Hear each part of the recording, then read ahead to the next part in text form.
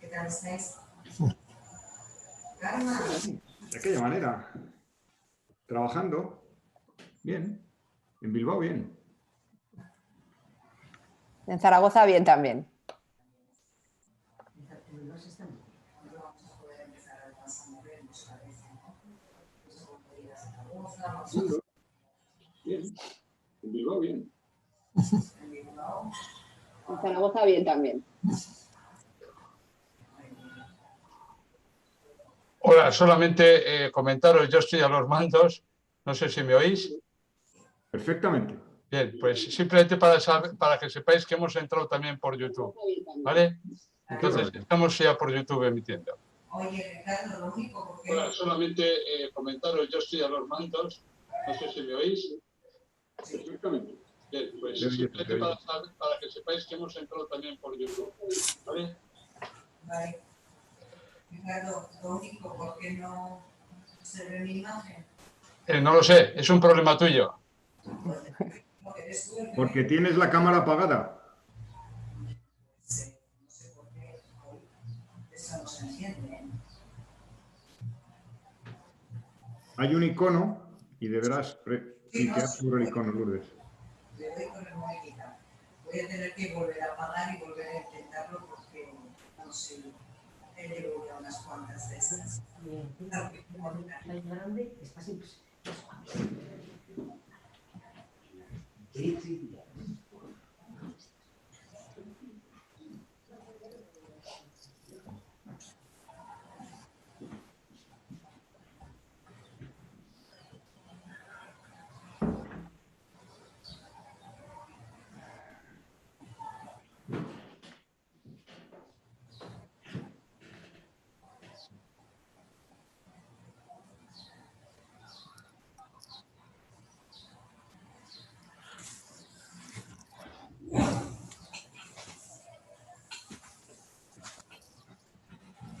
Bengoa tampoco aparece, Bengoa. no,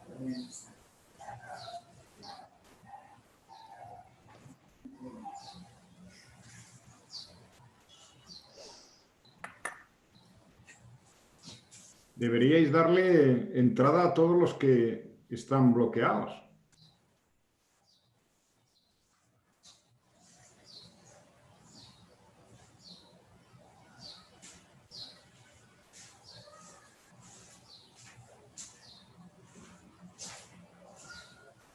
Por ejemplo, Daniel López Acuña dice que le han suprimido el vídeo y el audio.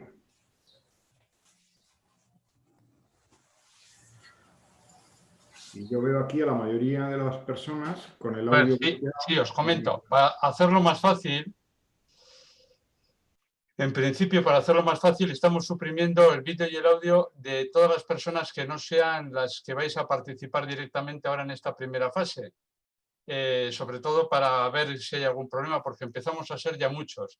No hay problema para la transmisión, también os comento, porque hemos pedido una sala para 500 personas, pero sí, evidentemente, para gestionar también las imágenes de tanta gente que hay. En estos momentos estáis 30 y entonces os estoy liquidando algunos vídeos de la gente, sin más. Pero valemos por 500. Sí, no, quiero decir, de momento hay 30 por aquí, no sé para nada los que hay por YouTube, ¿de acuerdo? Y lo de Lourdes, pues os lo juro que lo estoy intentando resolver, pero el problema... Hola, Rafa. Buenas tardes. Rafa, No se te oye, Rafa. No, a Rafa no se le puede oír.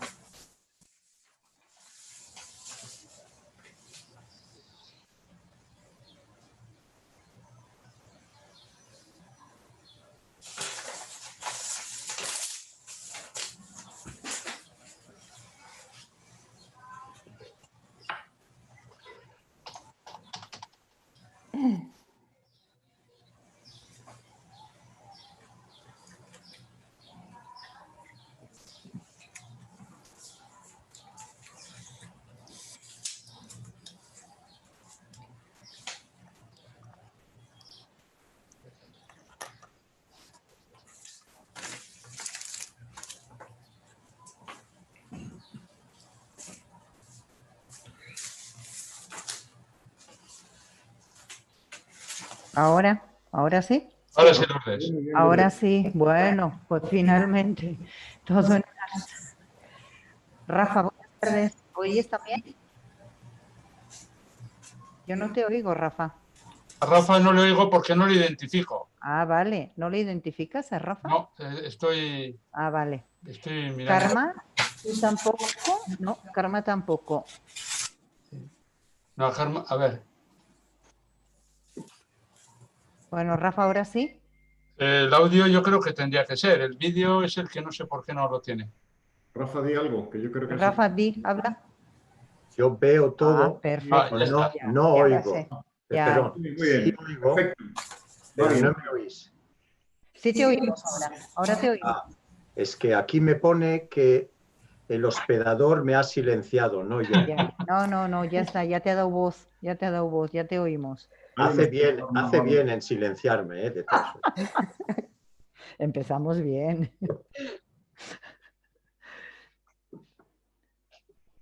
Bueno, yo quería saludarle a Karma, que es de la Asociación de Federalistas de Esquerra.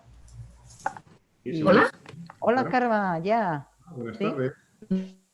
Buenas tardes, Karma. ¿Ahora me oyes? Sí, te oímos. Sí, ¿Tú sí. nos oyes?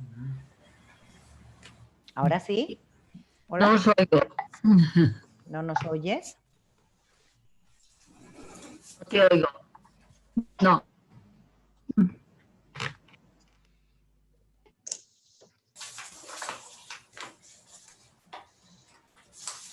Bueno, veo que el resto, hay mucha gente ahí que tienen los micrófonos apagados, lo que agradecemos porque cuantos más micrófonos se dejan abiertos, más posibilidades tenemos de entrada de interferencias, etcétera. ¿De acuerdo? Mm. Cuando queréis, estamos ya tanto en YouTube como en directo, por Zoom. Muy bien. Bueno, pues son las 6. Son las 6:06. Entonces, si os parece, empezamos.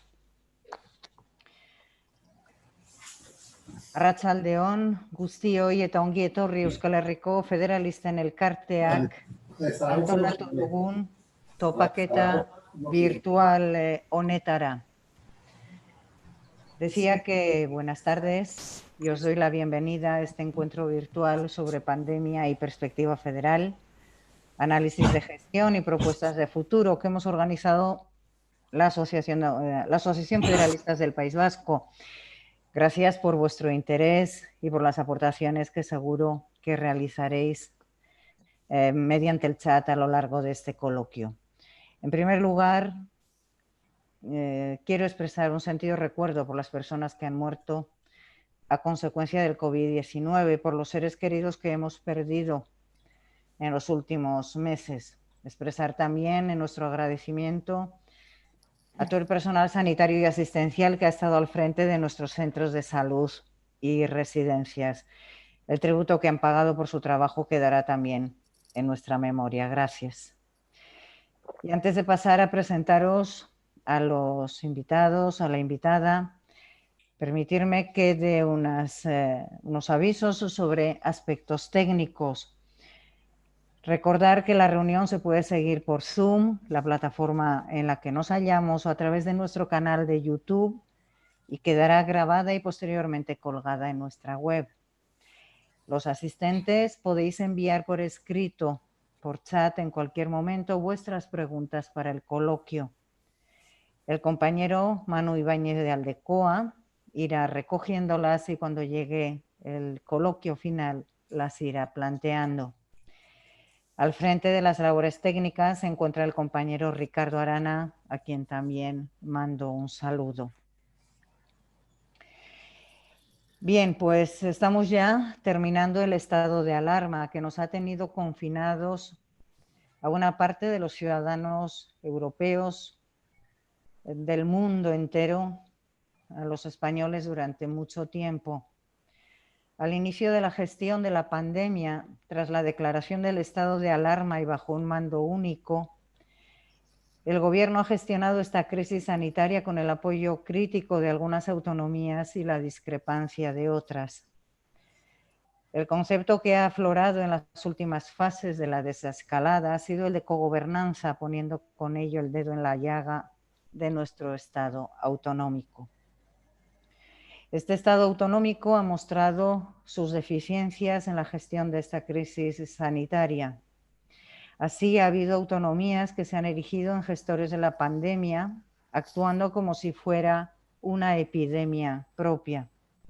Y ante un Ministerio de Sanidad esquelético y con pocas competencias, las autonomías han pretendido actuar como entidades desconectadas entre sí, manifestando a veces una insolidaridad manifiesta entre ellas. Creemos que, visto lo visto, y tal y como los federalistas veníamos anunciando, la perspectiva federal nos hubiera permitido racionalizar muchos de los problemas al establecer una relación ecuánime a la vez que igualitaria y solidaria entre las distintas comunidades y dar un papel regulador al Gobierno de España para gestionar esta terrible crisis. Este es el debate que queremos abrir aquí para tener otra mirada que nos pueda ayudar a afrontar otras crisis semejantes que, según los científicos, llegarán en un futuro. Y sin más preámbulos, paso a presentaros a los invitados. En primer lugar, saludo a Eva Sáenz. Buenas tardes, Eva. Profesora titular del Departamento de Derecho Público en la Facultad de Derecho de la Universidad de Zaragoza, cuyas líneas de investigación en federalismo y democracia desde una perspectiva de derecho comparado son ya conocidas entre muchos expertos. Diputada por Zaragoza entre los años 2004 y 2008 por el Grupo Parlamentario Socialista, tiene un buen número de publicaciones y decir que es miembro de Federalistas de Aragón. Las biografías las podéis leer con mayor amplitud en nuestra página web. Rafael Bengoa, buenas tardes, Rafa. Doctor en Medicina y Cirugía por la Universidad del País Vasco y máster por la Universidad de Londres, profesor en ESADE, Universidad Ramon Llull y Universidad McGill, Senior Fellow en la Universidad de Harvard, director de Planificación y Ordenación en Salud del País Vasco, de Sistemas de Salud en la OMS, consejero de Sanidad y Consumo del Gobierno Vasco y asesor de la Secretaría de Estado de Estados Unidos. Es codirector del Instituto de Salud y Estrategia SeaHealth. Y el tercer invitado, Alberto Infante. Buenas tardes, Alberto. Doctor en Medicina y Cirugía por la Universidad Complutense. Ha sido profesor de Salud Internacional y de Gestión y Administración de Sistemas y Servicios de Salud en la Escuela Nacional de Sanidad del Instituto de Salud Carlos III. Y en la actualidad es profesor emérito. Vamos a pasar, por tanto, si os parece, ya al coloquio.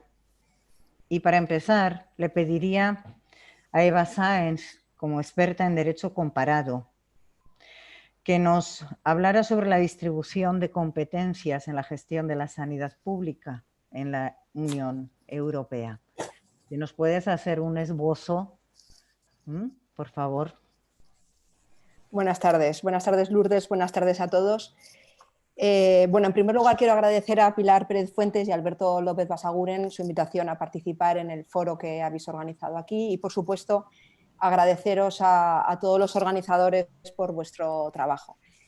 En este primer bloque me habéis pedido que de una manera muy sintética trate del federalismo sanitario, la distribución de las competencias en materia sanitaria en los estados federales. Yo voy a hacer un análisis de los estados federales que yo he estudiado, que han sido Estados Unidos, Canadá y Alemania, en comparación con el Estado autonómico español. Para tratar de ser lo más clarificadora posible y lo más sintética posible, he hecho un PowerPoint que voy a compartir en pantalla. Perfecto. ¿Vale? Y de esa manera yo creo que... ¿veis ya la pantalla? No. ¿No la veis? Vale. No.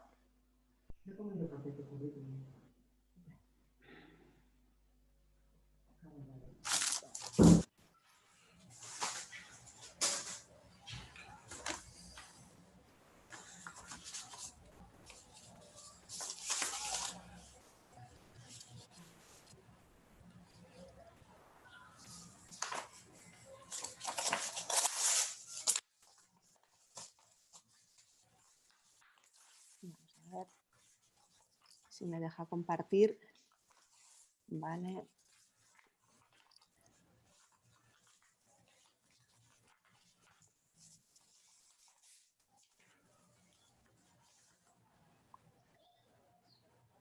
Vale, ¿lo veis ya?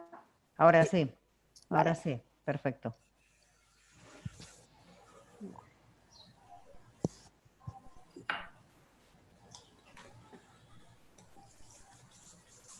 Bien. Bueno, primeramente y antes de nada, de una manera muy sintética, quería empezar señalando que se planteó muy tempranamente la posible incompatibilidad, perdón, me he equivocado de presentación, este es el otro PowerPoint, voy a poner el del... Vale.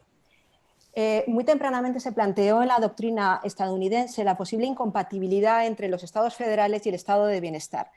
Un autor que es Lasky en 1939 escribió un ensayo que es ahora un clásico que se titulaba La obsolescencia del federalismo y que básicamente venía a decir que el federalismo es un obstáculo para la implantación de una sanidad, de una educación o de un seguro de desempleo a nivel federal. A partir de esta obra ha sido bastante consensuado entre la doctrina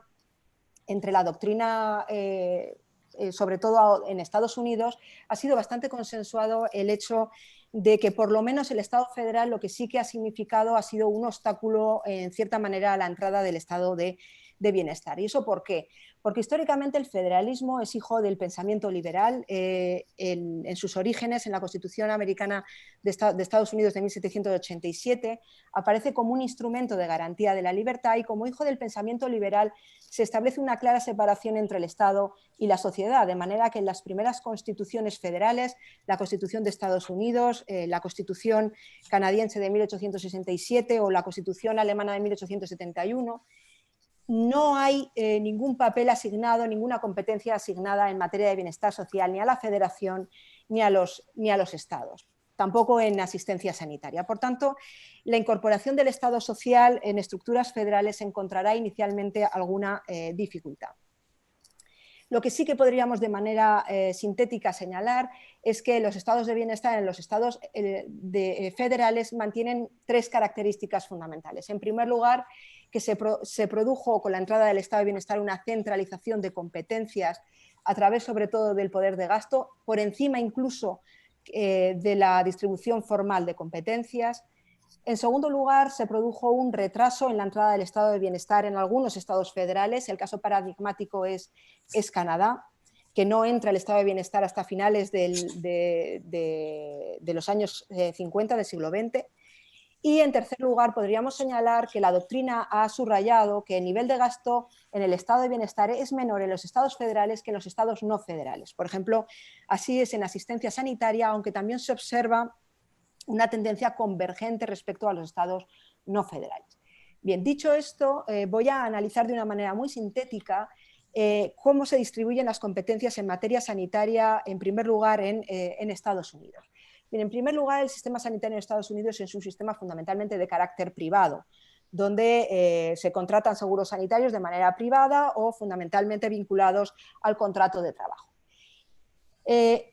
La intervención pública, por tanto, es mínima, pero dentro de esa intervención pública mínima, la intervención es de carácter fundamentalmente federal.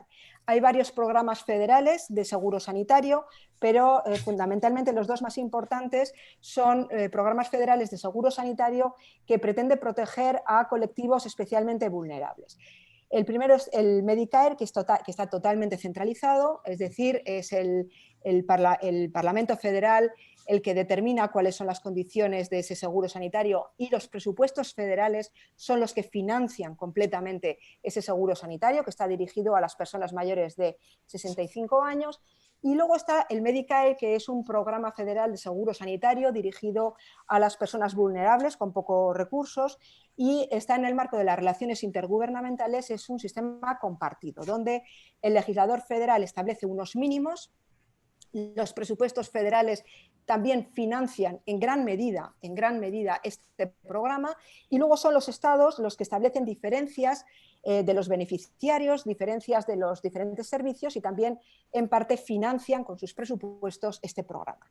Quiero sobre todo subrayar el aspecto de que en Estados Unidos se tiene muy claro que la decisión, es decir, la decisión legislativa, va unida a la financiación, de manera que la legislación federal va unida con presupuestos federales en la materia donde se regule.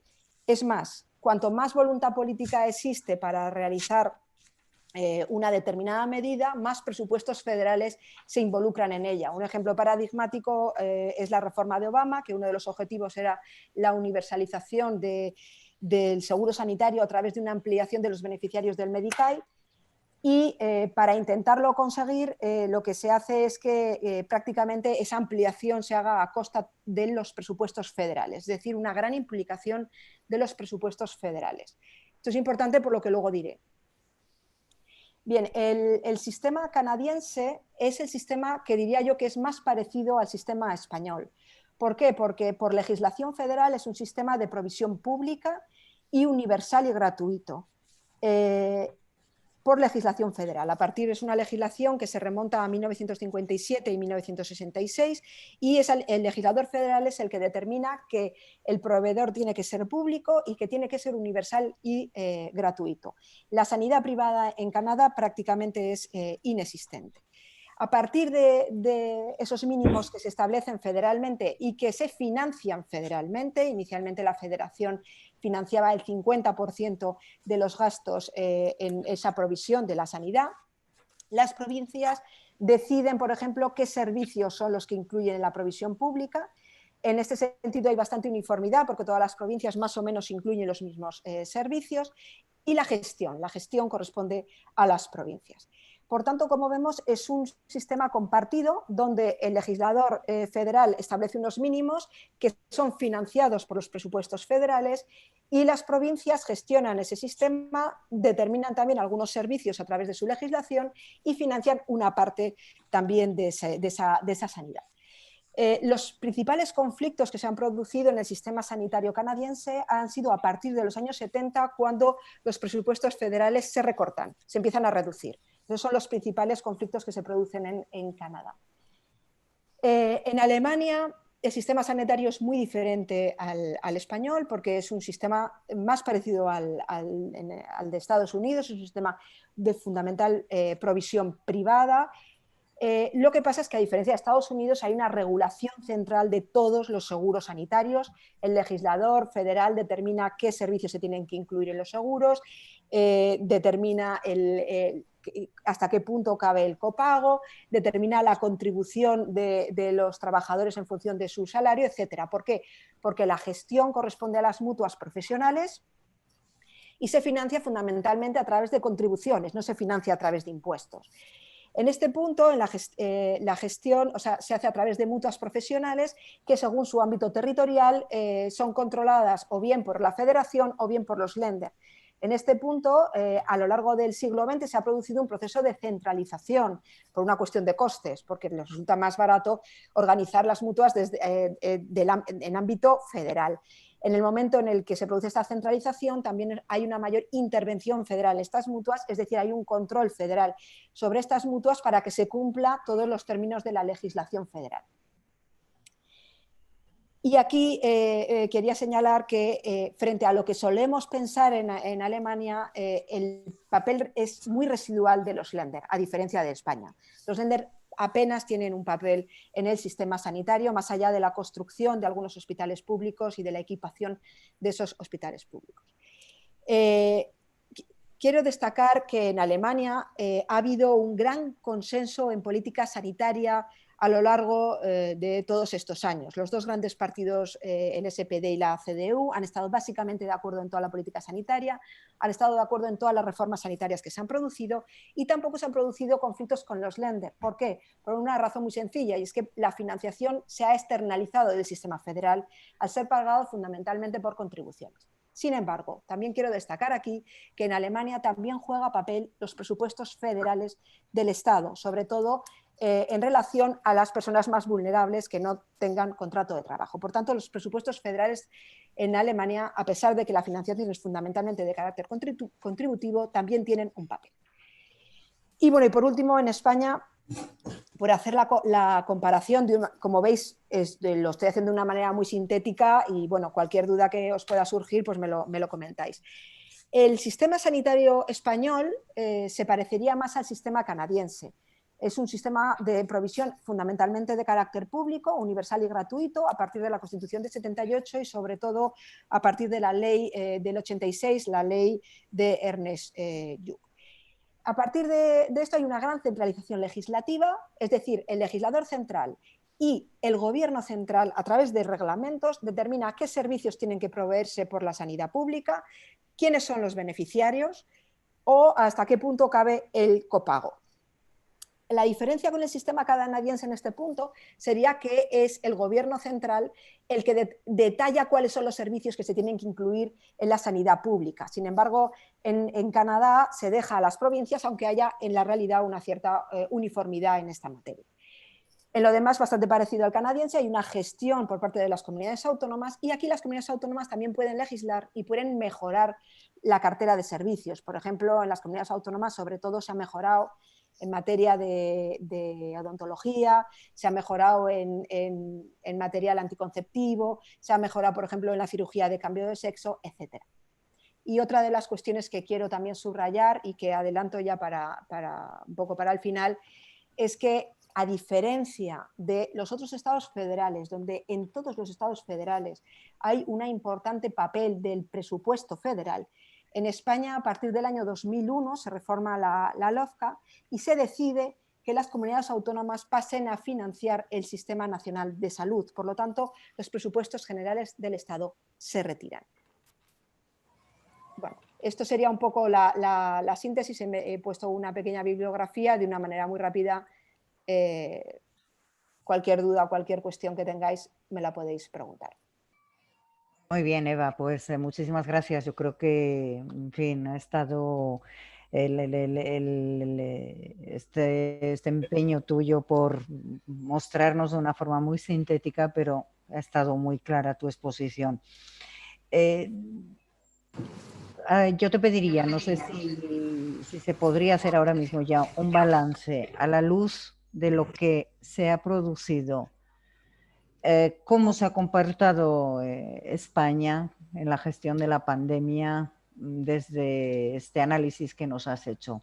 ¿Podría ser homologable con alguna experiencia federal, no? ¿Cómo lo ves?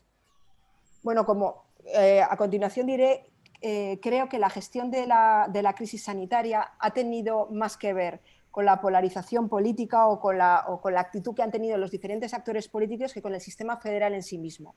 Creo que no ha sido tanto un problema estructural como un problema, como digo, de actitud de los diferentes actores, porque como veremos posteriormente, como os comentaré posteriormente, a pesar de que, por ejemplo, nosotros en España tenemos un sistema sanitario similar, por ejemplo, al canadiense, en la gestión de la crisis nos hemos diferenciado completamente. En Canadá el Estado se ha inhibido completamente, está en el extremo de los estados federales y, sin embargo, en España el gobierno federal, sobre todo al comienzo, hizo aplicación de la ley del estado de alarma y mando único. Creo que hay una diferencia de gestión muy importante. Es decir, se tienen mecanismos para, en situaciones de emergencia, centralización de competencias, pero luego es la decisión política de los actores políticos en su momento los que deciden hasta qué punto se produce esa centralización de competencias. Pero en todo caso, la eficacia en la gestión de la crisis del COVID creo que no está tan relacionada con un aspecto estructural de funcionamiento del Estado federal como un aspecto de coyuntura política. Muy bien, pues vamos a pasar con Alberto y Rafa. Bueno, por vuestra parte, vosotros tenéis amplísimos conocimientos y experiencia en la gestión de la sanidad pública.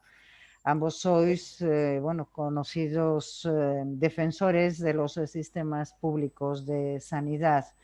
Rafael, ¿qué opinas sobre la gestión de la sanidad pública en sistemas federales, bien europeos o internacionales.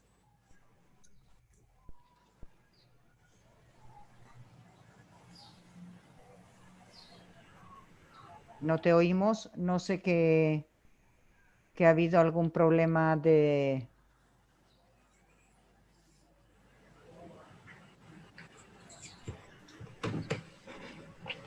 A ver, vamos a ver. Rafa, no sé si nos oyes tú.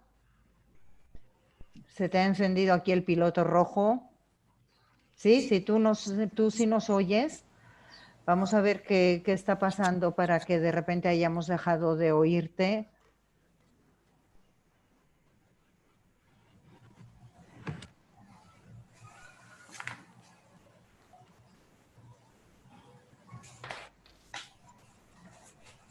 A ver, sí, Ricardo, ya. Rafa, ya. Tienes vía libre. Sí. Gracias. Sí, a ver, yo creo que estoy muy de acuerdo con el último comentario de Ana también, en el sentido de que es la forma de ejercer el liderazgo puede ser bastante más importante en una epidemia de estas o fuera de epidemias que no la propia estructura, digamos, del Estado. Luego podemos comentar cómo se ha gestionado en detalle la crisis, pero para hablar de esta parte, yo creo que uno puede tener perfectamente diseñado la estructura del Estado en términos federales, etcétera, pero luego tener un liderazgo, digamos, que no, digamos, ejerce su función de la forma, digamos, óptima. Y eso obviamente es lo que está pasando en Estados Unidos. Estados Unidos y España, los dos son estados federales y, para decirlo en dos palabras, en uno hay una sanidad muy digna, en el nuestro, y en otro no, porque no se acaba Obamacare. Entonces, en Estados Unidos hay gente que después del COVID, después de estar 30 días en el hospital, está recibiendo una factura de $1 millón para que me imagino que no le va a cubrir su seguro si es que tiene un seguro, y si no tiene un seguro, obviamente entra en bancarrota esa persona. En cambio, en España, pues la factura es cero. Esto es bastante importante porque no tiene tanto que ver con que si somos federales o no federales, tiene que ver con qué decisiones se han tomado en ese país políticamente en relación, en nuestro caso, a la sanidad, educación y otras cosas. Luego, el segundo comentario es que ¿eso qué quiere decir? Pues que hay unos países que tienen capacidad política y un liderazgo con cierta capacidad y otros no. Y en España ha tomado la forma de apelar a por la unión, pero si seguimos solo apelando a la unión para ver si las cosas funcionan bien, yo creo que no vamos a salir del bloqueo en el que estamos. Entonces, lo que quiero decir es que España está mejor preparada en el estado autonómico que tenemos, está mejor preparada para ejercer un liderazgo político bueno y mejor, obviamente, que allí donde hay líderes como los que hemos comentado antes. La capacidad política en un país se suele romper en 3 bloques. Si tienes capacidad analítica para analizar la situación, ya hemos visto que se ha hecho bastante rápido y bien, ha habido una centralización, estaba alarma, ha habido sus más y sus menos sobre esa capacidad analítica y la evidencia, porque obviamente estamos trabajando a la velocidad en tiempo real. Luego, esa capacidad política pues tiene que tener una cierta capacidad operativa, y yo creo que se ha demostrado cierta capacidad operativa tanto en confinamiento y desconfinamiento, aunque obviamente se ha tenido que improvisar como otras muchas cosas. Y la tercera pata es la que está faltando, Estado federal o no Estado federal, es decir, la perspicacia de distintos grupos políticos de saber de que son un elemento de de intervención más sobre este virus y sobre esta pandemia. Y al eliminar por ciertos partidos políticos esa idea de que son una intervención más, pues han debilitado lo que se estaba intentando hacer. Entonces toca corregir obviamente eso relativamente rápido. Y luego quizá un último comentario, que hemos entrado en esta epidemia, pero lo que venimos pidiendo muchos desde hace muchos años, que es que haya autonomía de gestión, pero no autonomía de gestión entre la competencia nacional, estatal y la competencia autonómica, sino que los proveedores tengan capacidad de gestión local para hacer rápido las cosas. Si hubiéramos tenido esa capacidad más descentralizada desde las autonomías a los elementos, digamos, que tienen que proveer la atención sanitaria, en este caso también en la atención primaria, rastreo, identificación, etcétera, pues yo creo que hubiéramos estado en una mejor situación. Entonces, luego puedo ampliar eso si es necesario, pero yo lo dejaría en eso. Muy bien. Muy bien, Alberto. Bueno, tú, aparte de la experiencia que comentaba al haceros la presentación, bueno, has sido funcionario también de la OMS, director general de la Agencia de Calidad del Sistema Nacional de Salud, director general de Ordenación Profesional, etcétera. Te planteo la misma cuestión que le decía a Rafa, ¿no? A ver, ¿cómo ha sido esa gestión de la sanidad pública por tu conocimiento, por tu experiencia en los sistemas federales? Bueno, muchas gracias primero a los organizadores por invitarme y a todos los que están asistiendo a esta sesión por estar ahí. Bueno, yo había preparado una intervención un poquito con base en las preguntas que habíais hecho, que tenía una primera parte, ¿no? Que era un poquito de analizar cómo lo hacen los estados federales en términos de salud pública y gestión y administración de los servicios de salud.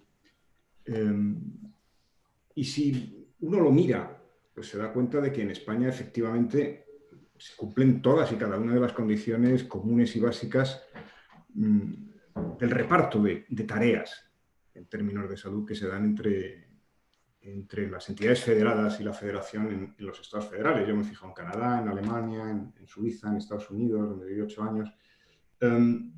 Y sí, pues normalmente en condiciones ordinarias son las entidades federadas quienes se encargan de la gestión de los asuntos ordinarios de salud pública y de ordenar la asistencia sanitaria, no siempre de ordenar la prestación, pero sí de generar los marcos de ordenación. Y el gobierno federal se reserva pues, más o menos lo que en España, ¿no? La legislación común general o básica, entre otras cosas, garantizar la cobertura universal, que no ocurre en los Estados Unidos, pero sí en los otros 3 ejemplos que he mencionado, aportando en ocasiones fondos más o menos cuantiosos, pero fondos para esto.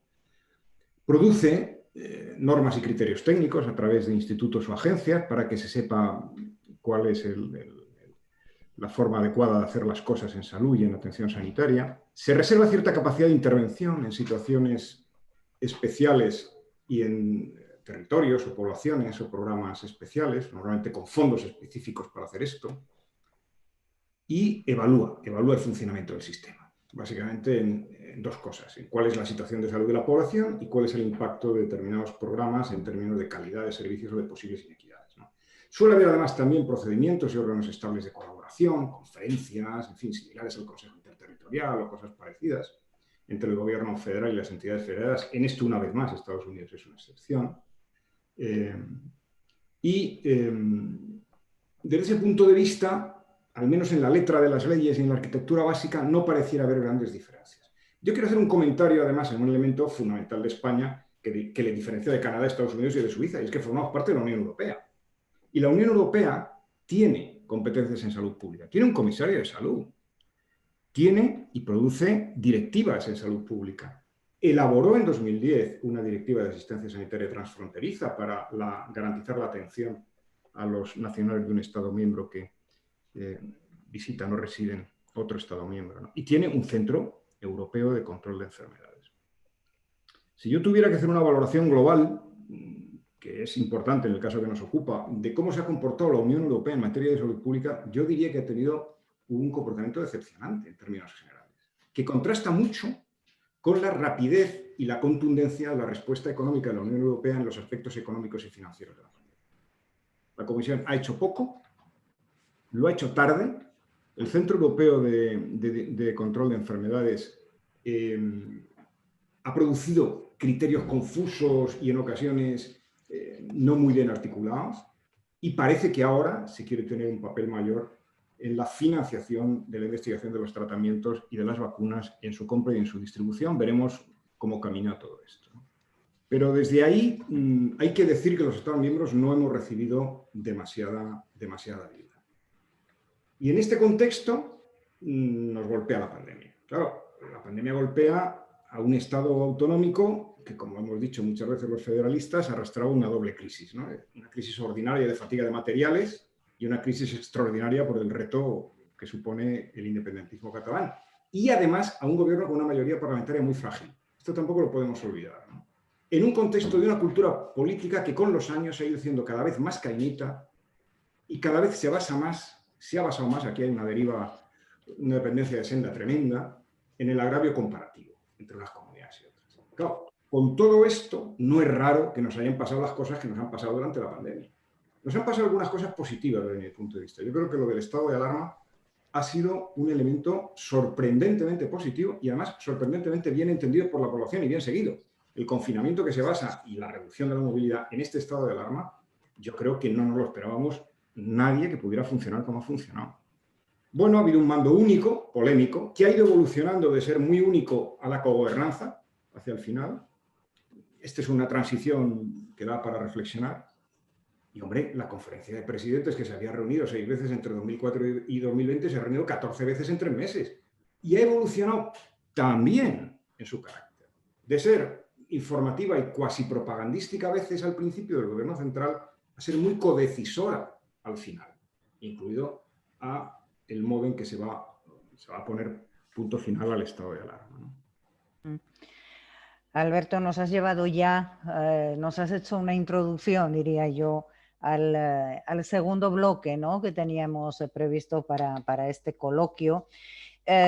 No os lo he dicho al principio, pero bueno, os podéis interpelar, podéis entrar en pequeños debates en cualquier momento, cualquiera que veáis oportuno, digo, de los 3 intervinientes.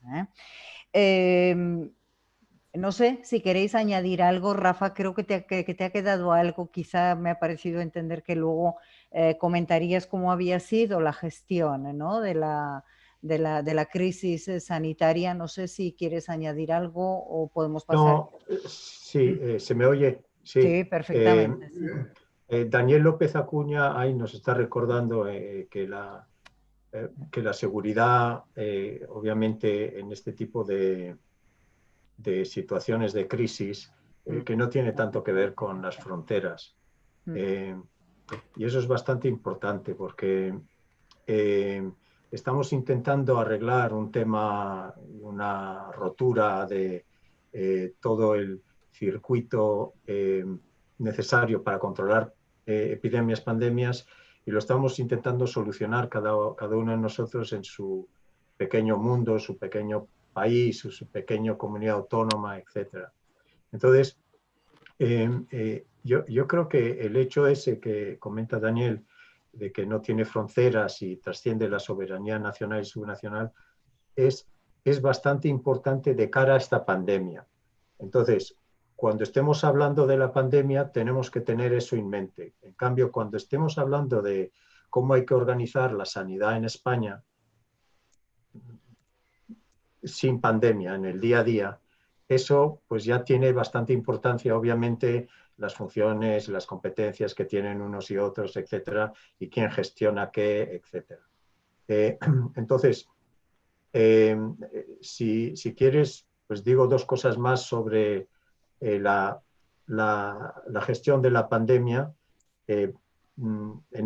pero con esa focalización más mundial. En España, bueno, obviamente ha sido un acierto centralizar en ese primer momento, porque obviamente uno no puede estar organizando, digamos, con 17 microsistemitas de estados de alarma. Eso hubiera sido, obviamente, muy complejo.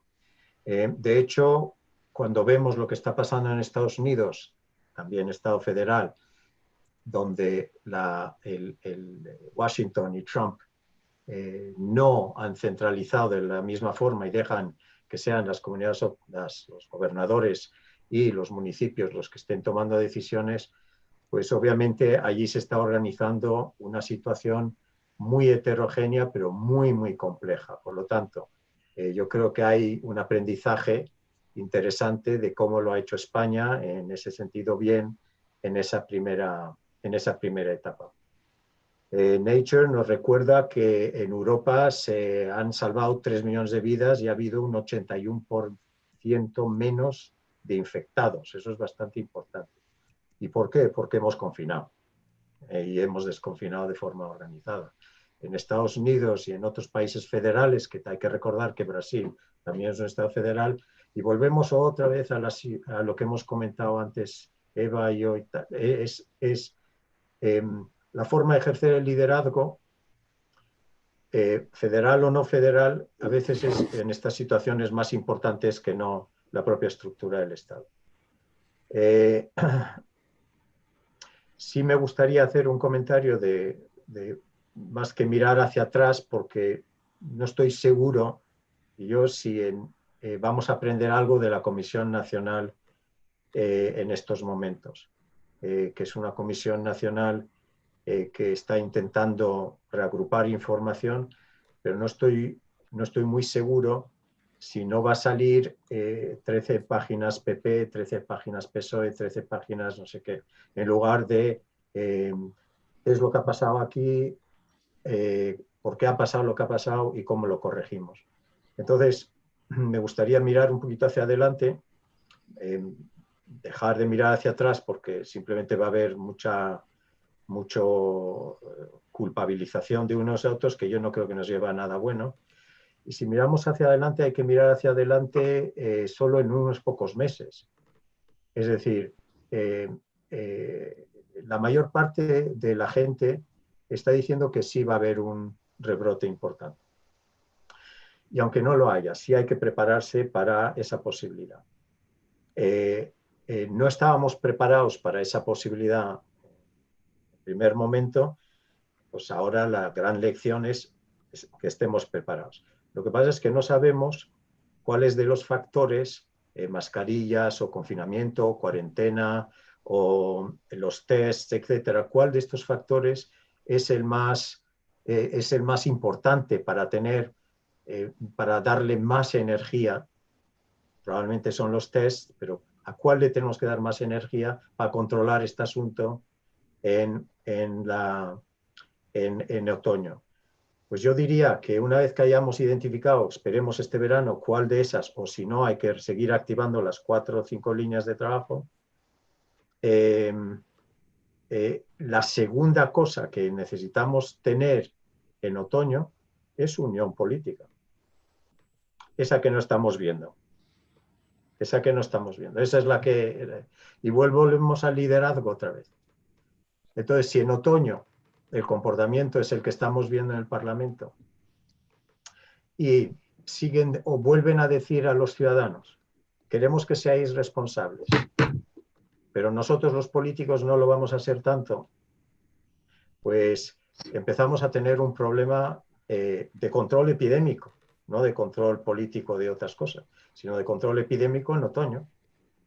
Y entonces yo creo que se tiene que dar cuenta el liderazgo político del país, que en otoño tiene que pasar otra cosa diferente, que no necesitamos solo una respuesta científica, que también, pero que necesitamos una respuesta política. Bueno, os veo animados, que ya, en fin, haciendo ya planes de futuro, que evidentemente ahora mismo va a ser lo fundamental. De todas formas, quizá aquí hemos corrido un bloque así bastante rápidos. Eva y Alberto, es decir, sobre el cómo se ha gestionado, ¿no?, esta crisis. ¿Cómo lo veis, cómo lo valoráis vosotros? Respecto al sistema sanitario que teníamos en España, bueno, pues lo mismo que España, todos los países del mundo pensaban que tenían el mejor sistema sanitario del mundo, ¿no? Bueno, en España, en Euskadi teníamos lo mejor de lo mejor. En Cataluña supongo que, bueno, pues también alardeaban, bueno, hasta que, claro, nos llegó lo que nos llegó. Entonces, sí es cierto que tenemos un buen sistema, pero claro, tenemos un buen sistema para una situación normal, que cuando llega una pandemia como esta rompe todas las costuras habidas y por haber, ¿no?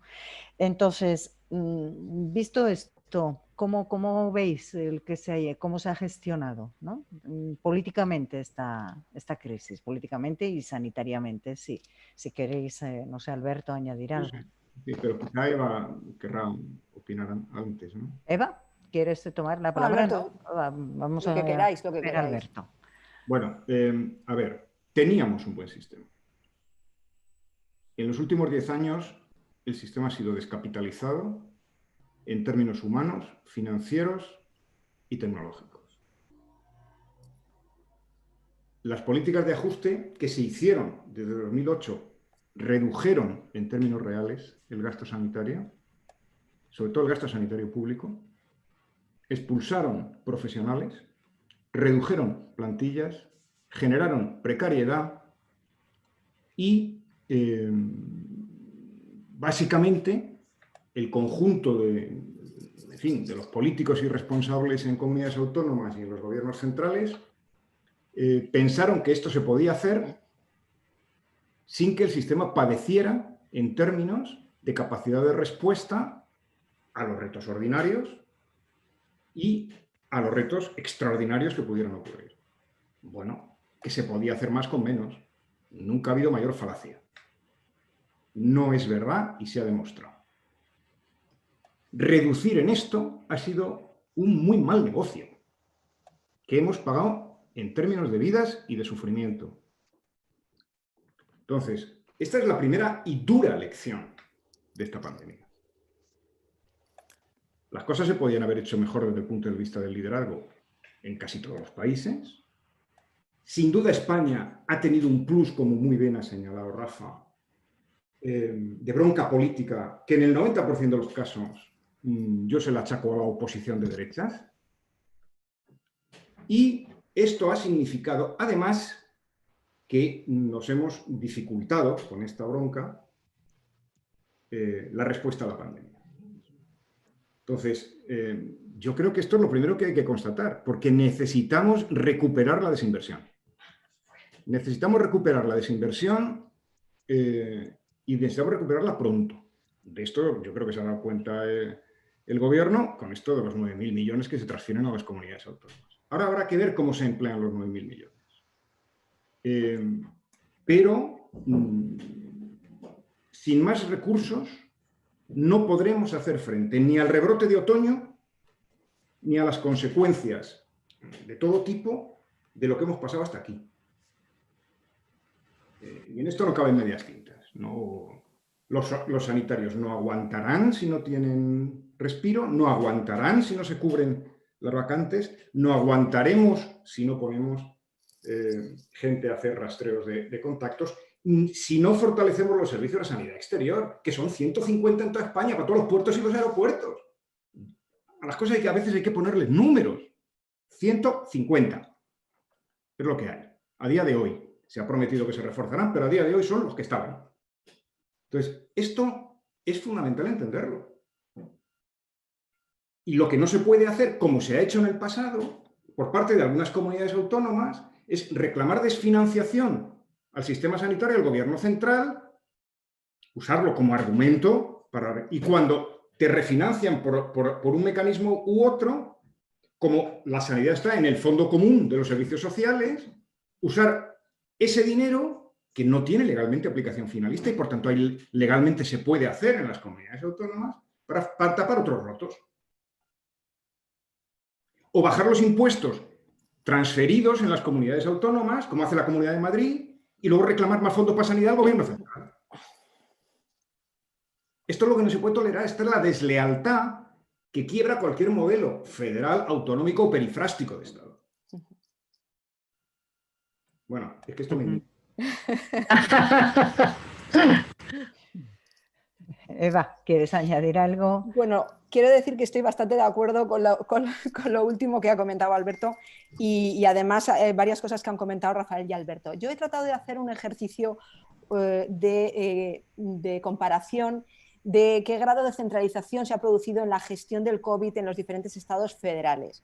Y en esta comparación efectivamente se ve que el grado de centralización en España es mucho mayor que el de otros estados federales, pero no sale desde mi punto de vista mal parado. Os voy a compartir el esquema que he hecho, vamos, el PowerPoint, que es, vamos a ver, básicamente para que, porque yo creo que eso ayuda a un poco, me ayuda a mí a sintetizar y me ayuda a mí a gestionar y tratar de sintetizar lo máximo posible.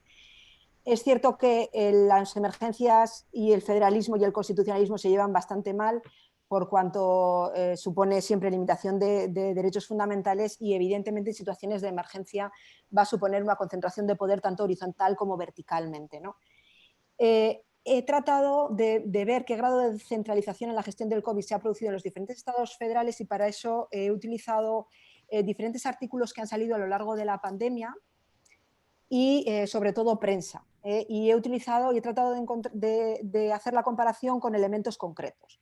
En primer lugar, los instrumentos jurídicos que se han empleado, pues bueno, cada país evidentemente tiene su propio instrumento jurídico. En Estados Unidos se declaró el estado de emergencia el 13 de marzo, pero tengo que advertir que las declaraciones de estado de emergencia son muy habituales en Estados Unidos porque os recuerdo que, por ejemplo, para la construcción del muro, Trump declaró un estado de emergencia para que el Congreso, ya que no se lo aprobaba, pues lo tuviera que financiar. Es bastante habitual la declaración de estados de emergencia.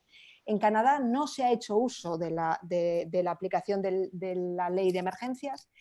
En Alemania se ha llevado a cabo la Ley Federal de Protección de Infecciones, ya que en salud pública la Federación tiene una legislación concurrente y en aplicación de esa legislación concurrente tiene aprobada una Ley Federal de Protección de Infecciones. Quiero subrayar que, a diferencia de España, y creo que es una virtud que tienen los alemanes, durante la pandemia han modificado la ley y han modificado la ley para adaptarla a las necesidades de gestión del COVID. Nosotros hemos aplicado una ley del 81 que está claramente desfasada en muchos aspectos, pero que parece que esté grabada en piedra, es decir, parece que no se pueda modificar. Los alemanes la han modificado para adaptarla a la gestión del COVID. He analizado el grado de centralización en materia de confinamiento. Trump no ha hecho una orden de confinamiento nacional, como todos sabemos, y por tanto los estados han aplicado su propia legislación de emergencia. Y en eso sí que quiero poner de manifiesto que, además de que cada estado ha utilizado su propia legislación de emergencia y por tanto cada estado ha dado órdenes de confinamiento de manera diferente, también se observa que hay una polarización en este sentido entre los demócratas y los republicanos. De los 10 gobernadores que establecieron medidas de confinamiento, 9 eran demócratas, cuando solo 24 de los 50 gobernadores son demócratas. Y sin embargo, de los 9 estados que no han establecido ninguna medida de confinamiento, 8 son republicanos. Por tanto, vemos que aquí hay una polarización en la gestión de la crisis en función de si se es demócrata o si se es republicano en materia de confinamiento. En Canadá tampoco ha habido una orden de confinamiento federal y por tanto cada provincia ha declarado el confinamiento que le ha parecido bien. En Alemania, a pesar de que la ley permite que las medidas de confinamiento puedan llevarse a cabo de manera diferente entre los Länder, el gobierno federal sí que ha intervenido activamente y ha hecho una coordinación y de hecho se aprobaron a través de relaciones intergubernamentales unas recomendaciones federales el 16 de marzo en materia de confinamiento. Y en España, creo que lo habéis dicho, no sé si ha sido Alberto o Rafael, que se hace con mando único y yo diría al principio de manera unilateral. Es decir, es cierto que se empiezan a reunir las conferencias sectoriales y las conferencias de presidentes, pero a mí me da la sensación que son más de carácter informativo que de carácter coordinador. Al inicio, como digo, de la pandemia, porque el gobierno declaraba el confinamiento, señalaba las medidas de confinamiento y a la mañana siguiente reunía a los presidentes de las comunidades autónomas. Es decir, que al principio de la gestión de la crisis sí que hubo unilateralidad. Quiero decir que esta unilateralidad también se ha dado en otros estados federales, como por ejemplo en Suiza. En Suiza también se ha aplicado esa unilateralidad desde el centro, no ha sido solamente España. En la desescalada, en Estados Unidos ha habido más coordinación, pero ¿por qué? Porque Trump, de hecho Trump incluso amenazó, decía que tenía poderes absolutos para ordenar a los estados fundamentalmente demócratas que habían establecido medidas de confinamiento, obligarlos a desconfinar. O sea, Trump evidentemente ha hecho una política en contra de las medidas de confinamiento. Pero finalmente hizo una conferencia con los gobernadores y se comprometió a cooperar en la desescalada, que ha sido algo más coordinada entre los estados. En Alemania la coordinación también se ha producido en las medidas de desescalada, pero ha dado más libertad a los Länder. De hecho, las críticas que se han hecho, no sé si os recordaréis que Merkel criticó algunas medidas de desescalada que se estaban produciendo en algunos Länder y se criticaba que se tenía que tener un mayor poder por parte del Parlamento federal. Había demasiada libertad en las medidas de desescalada por parte de Alemania. Y en España, creo, y también lo habéis observado Rafael y Alberto, se ha producido una evolución en las medidas de desescalada porque se permite un mayor margen a las comunidades autónomas, fundamentalmente en la fase 3, y efectivamente, como habéis comentado, es que antes del estado de alarma se habían producido 6 reuniones de conferencias de presidentes. Es que desde el estado de alarma, el domingo pasado, era la 14ª reunión de conferencia de presidentes. Por tanto, se ha intensificado muchísimo las relaciones intergubernamentales y creo que, sobre todo en la fase de desescalada, sí que se ha producido una mucha mayor coordinación del gobierno central con el gobierno de las comunidades autónomas. Y lo que sí que se ha producido de manera general en todos los estados federales ha sido una centralización en el equipamiento médico y en los criterios de test, que quizá es uno de los elementos. Por ejemplo, el domingo pasado leía en El País que decían que el principal problema de gestión de la crisis en España se había producido porque los criterios para la realización de los test que se fijaban a nivel nacional eran demasiado estrictos. Bueno, no sé si ese habrá sido realmente el problema. El único país donde no ha establecido criterios federales, por ejemplo, en materia de test, ha sido Canadá. Es decir, por lo tanto, vemos los dos grandes extremos. Ha sido Canadá la descentralización total, a pesar de tener un sistema sanitario muy similar al nuestro, porque el gobierno federal se ha inhibido completamente. Y España, digamos que ha sido mucho más centralizada. En Estados Unidos, las críticas han sido la intervención federal tardía y escasa, la enorme polarización y el sistema sanitario precario, que también lo habéis comentado, porque claro, los seguros sanitarios están vinculados al trabajo. En el momento que haya desempleo, el problema es que no tienen cubierta la sanidad, la gran parte de la población de Estados Unidos. En Canadá ha sido muchísimas las críticas porque la intervención federal ha sido muy, muy escasa, con fallos enormes de coordinación de información también. Y sin embargo, las críticas a Alemania han sido en general bastante positivas porque se ha producido un gran nivel de coordinación desde el gobierno federal. En España se criticó inicialmente la unilateralidad en las medidas de confinamiento y también la polarización, que yo comparto lo que han comentado tanto Rafael como Alberto respecto al tema de la polarización. Y como una gráfica que me ha parecido interesante en la que compara la evolución de la pandemia, del número de contagios en los diferentes estados federales, falta Estados Unidos que lo tiene descontrolado, pero se ve claramente cómo España y Suiza han estado realmente mal. Han tomado la unilateralidad que se tomó desde un principio, ha sido común, de centralización, tanto en España como en Suiza, el resultado ha sido la reducción de la curva claramente. Sin embargo, el caso de Canadá, que nunca ha estado tan mal como nosotros, hay una descentralización completa, el gobierno federal se ha inhibido completamente de la gestión de la crisis y, sin embargo, ahora está bastante peor. Es una de las cuestiones que veo que más se critican, sobre todo por la doctrina canadiense. Está bien. Vale, interesante. Muy bien. Bueno, han ido aquí saliendo muchas cuestiones. Un comentario, ¿puedo? Sí, Alberto, sí. No perdamos de vista el carácter evolutivo en el tiempo de la pandemia. Porque esto no está acabado. Va a haber más. Y solo con el tiempo que la pandemia lleva en Europa y en América, bueno, dejando en Asia, pero bueno, desde febrero hasta aquí, hemos visto cómo historias de éxito inicial se pueden transformar en no éxitos en 3 meses. Le ha pasado a Suecia, le ha pasado a Portugal y puede que le esté pasando a Canadá y a algún otro país. Entonces, a la hora de hacer balances, tanto de correlación entre medidas como de correlación entre modelos de estado y respuestas, tendremos que estar muy atentos a ir viendo cómo evoluciona todo. Que no es tan fácil a veces establecer, más allá de que está claro que el confinamiento funciona, aunque desconfinar no sea sencillo, y desconfinamiento con brotes ya lo estamos viendo. O sea que esto es más complejo de lo que parece. Yo haría una cautela a la hora de sacar conclusiones muy apresuradas, a lo que son dados, por supuesto, cualquier grupo político de oposición que las saca y las cambia cada 24 horas a su conveniencia. Pero desde un punto de vista más estructural y más analítico, yo creo que tenemos que ser un poquito prudentes y cautos, ¿eh?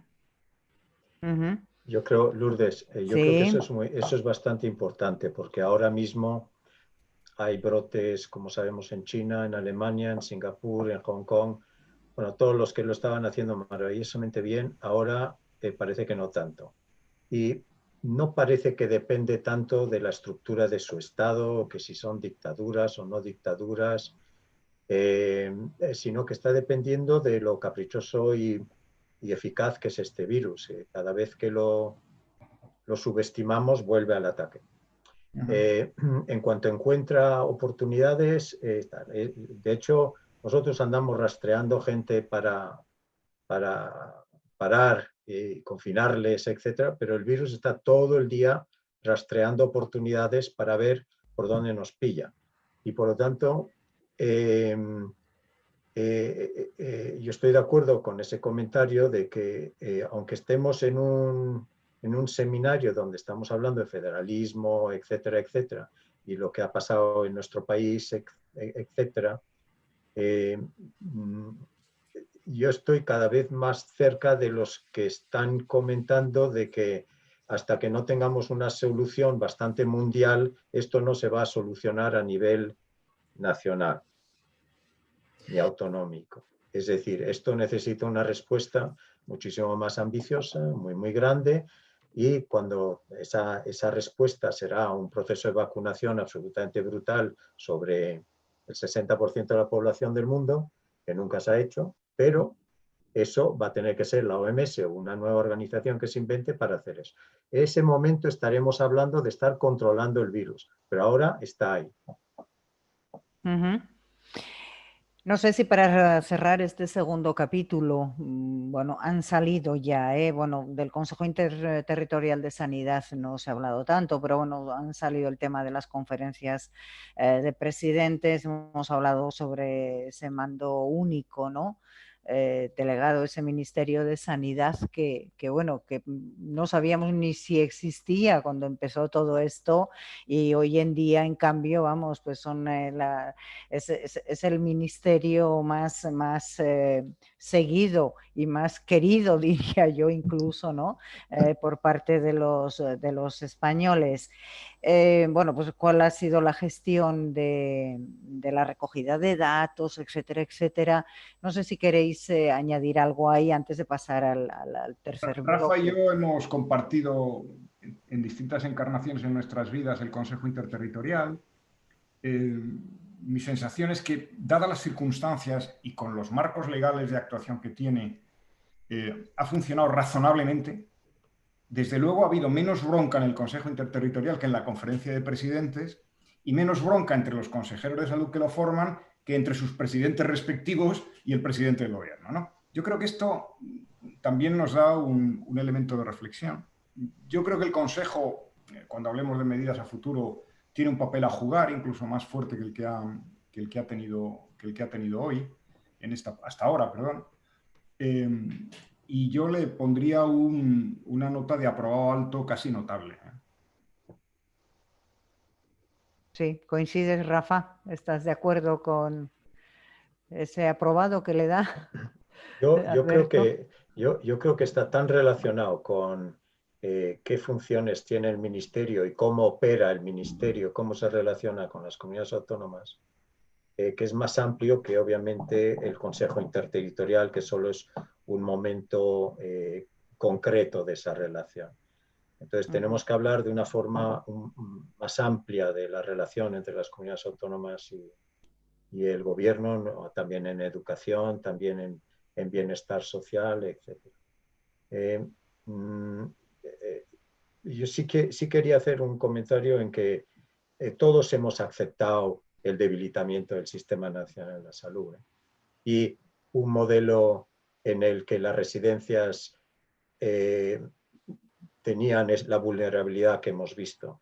No es una cuestión solo de que la derecha ha tomado una serie de decisiones. Yo creo que tenemos que tener una cierta capacidad de autocrítica y se ha ido aceptando el debilitamiento de un sistema de salud, el debilitamiento de los servicios sociales, y ahora pues ha venido un virus muy pequeñito a darnos esta lección. Entonces hay que despertarse, hay que salir del modelo en el que estamos, y yo creo que es bueno que estemos mirando, como estás diciendo, más a lo que tiene que ser y las soluciones, más que seguir mirando hacia atrás, porque seguir mirando hacia atrás entramos en esta dinámica de quién recortó, quién no recortó, por qué recortó, y etc. Sí, bueno, pues ahí hay voces diariamente, ¿no? que van en esa dirección y de petición de responsabilidades, etcétera, etcétera. Efectivamente, lo de las residencias, bueno, lo que ha pasado con nuestros ancianos y nuestras ancianas, bueno, ha sido terrible, y bueno, esperemos que hayamos tomado todos, especialmente los gobernantes de este país, de todas las comunidades y del gobierno de la nación, buena nota para que rápidamente se vaya actuando de cara al otoño, ¿no? Bueno, pues pasamos al bloque tercero. Si os parece, vamos a ponernos mirando al futuro. ¿Qué reformas creéis que, bueno, tú, Rafa, ya has apuntado, ¿no? Es decir, bueno, desde el punto de vista sanitario, ¿qué es lo que habría que hacer? Has dado algunas pinceladas, pero ¿qué reformas se deberían hacer en la distribución de competencias entre la Administración General del Estado y las comunidades autónomas para la mejora de la sanidad y de otros servicios públicos, como evidentemente estos servicios sociales tan fundamentales, ¿no? ¿Cómo veis? Eva, ¿sí? Vale. Bueno, yo es que el sistema de distribución de competencias que tenemos en España en materia sanitaria, yo me parece que es correcto. Se establece un sistema nacional público, universal, en el que desde el centro se determinan los servicios que debemos de tener todos los españoles, y a partir de ese sistema pues, se gestiona por las comunidades autónomas y se permite la mejora por parte de las comunidades autónomas. Creo que precisamente tal y como está diseñado, yo me parece que es un diseño muy correcto, yo ese diseño no lo modificaría. Creo que precisamente ese diseño es lo que da sentido a nuestro Estado autonómico. ¿En qué sentido?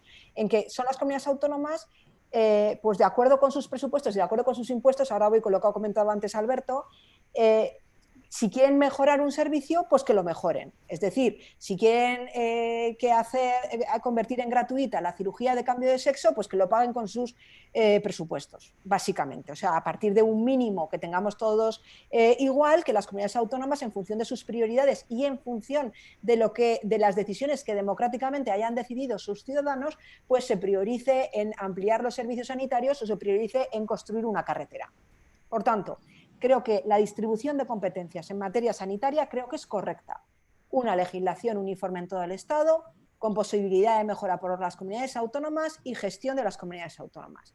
Y el resultado es un sistema sanitario que, bueno, que es bastante eficiente. Bien. Y desde el punto de vista competencial creo que es bastante correcto. ¿Cuál sería la mejora que desde mi punto de vista es necesaria? La financiación. Los presupuestos generales del Estado tienen que financiar el Sistema Nacional de Salud.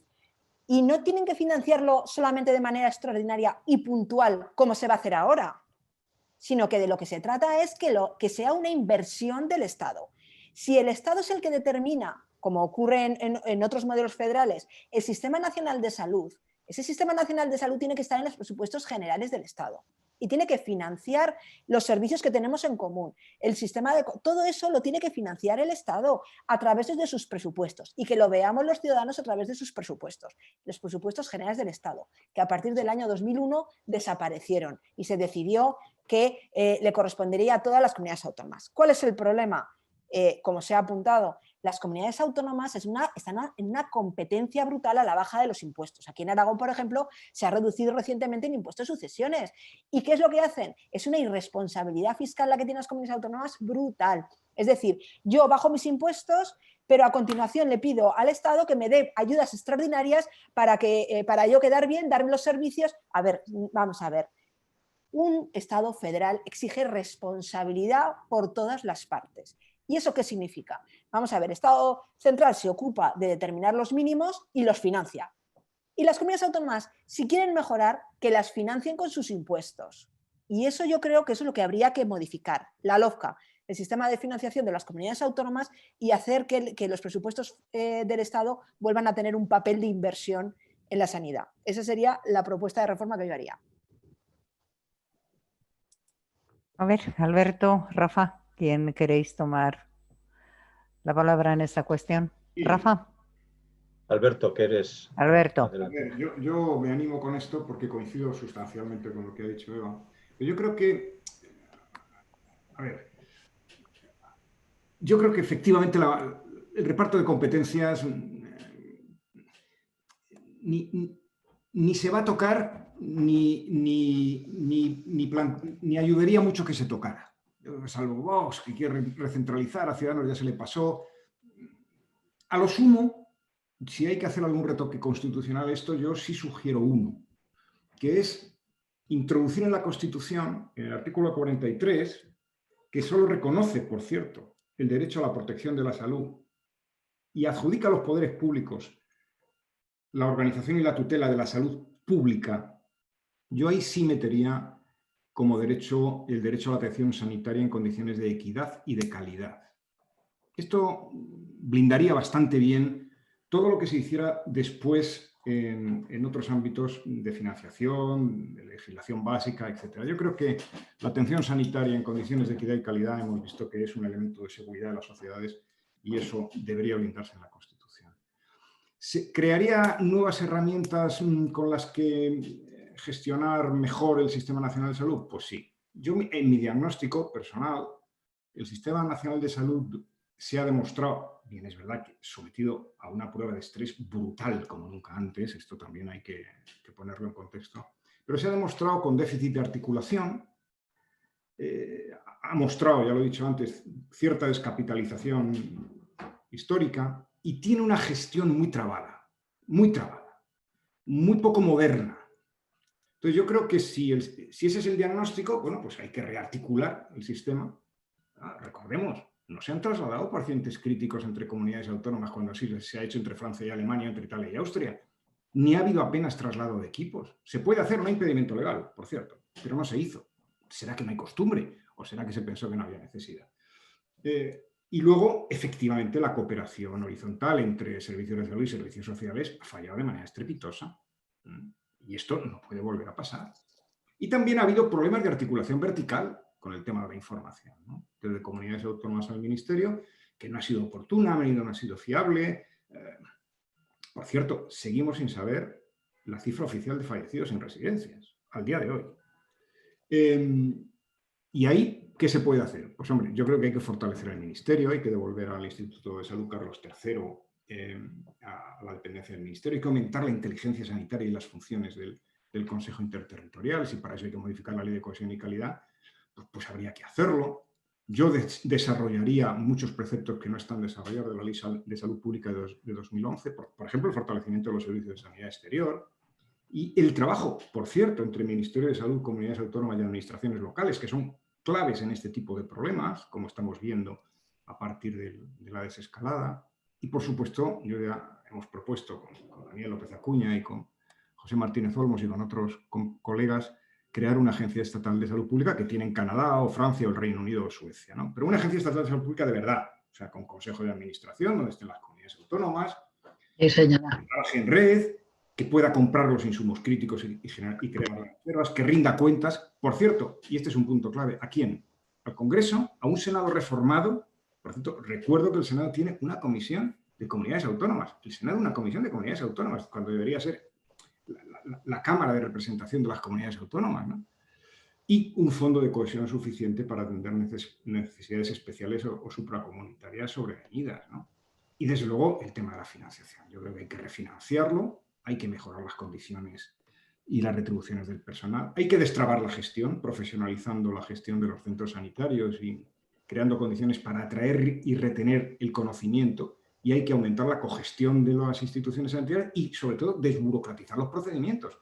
Una pandemia como esta ha hecho que en muchos sitios se innove en gestión, para lo bueno y para lo malo, pero desde luego se desburocratice, en fin, en condiciones no deseables, porque había que atender de urgencia una sobrecarga muy grande, probablemente demostrando, de paso, que muchos de los procedimientos burocráticos habituales no tienen demasiado sentido, ¿no? Y todo esto es difícil de hacer si no se fomenta una cultura de lo público como responsabilidad de todos. Una de las peores cosas que le ha pasado, en mi opinión, al Sistema Nacional de Salud es este mantra que han repetido desde el Gobierno central y de los gobiernos autonómicos y que se han hecho eco los medios de comunicación y se ha hecho eco toda la ciudadanía, de que la sanidad, como estaba transferida, no, la sanidad no está transferida, la sanidad es responsabilidad de todos. Entonces, esto o se cambia o no mejoraremos mucho. Yo creo que además la refinanciación hay que hacerla, en fin, con cabeza, ¿no? En salud pública, en promoción, en prevención de las enfermedades contagiosas y crónicas, en atención primaria. Hay que revisar la cartera de servicios, por cierto, del Sistema Nacional de Salud. Y hay que investigar. Hay que investigar y hay que innovar. Se ha innovado mucho a pie de obra en los centros y en los hospitales, en cosas pequeñas pero que tienen mucha importancia, ¿no? Bueno, todo eso se debería incentivar. La innovación debería ser una cosa que se incentive a través del Fondo de Inversión Sanitaria. Las convocatorias que se hacen, yo creo que están muy descontextualizadas sobre cuáles son las necesidades reales del día a día, del corto y del mediano plazo de los servicios de salud. Bueno, pues esto es lo que yo quería decir. A ver, Rafa, ¿qué reformas crees que se deberían hacer? Se han mencionado también algunas nuevas herramientas que habría que quizá crear, no sé, pues una agencia pública de sanidad. A ver, ¿qué opinas al respecto? Bueno, sobre eso último, yo creo que se debe federalizar esas agencias. No veo por qué todas las estructuras de Estado que se montan en Madrid. Yo creo que pueden estar en Barcelona, en Aragón, en cualquier sitio. Eso es lo primero. Que se cree esa función no quiere decir que tiene que estar en Madrid. Pero somos uno de los pocos países ahora que por el arreglo que tenemos entre las comunidades autónomas y el ámbito nacional no tenemos una visión para la sanidad, una visión que acaba de resumir Alberto, que contendría muchas de esas cosas, pero tenemos una visión para medio ambiente, tenemos una visión más o menos para la economía, etcétera. carreteras, trenes, etcétera, pero vas a sanidad y no hay una visión. Por lo tanto, el sector lo que hace es zigzaguear erráticamente haciendo mejoras.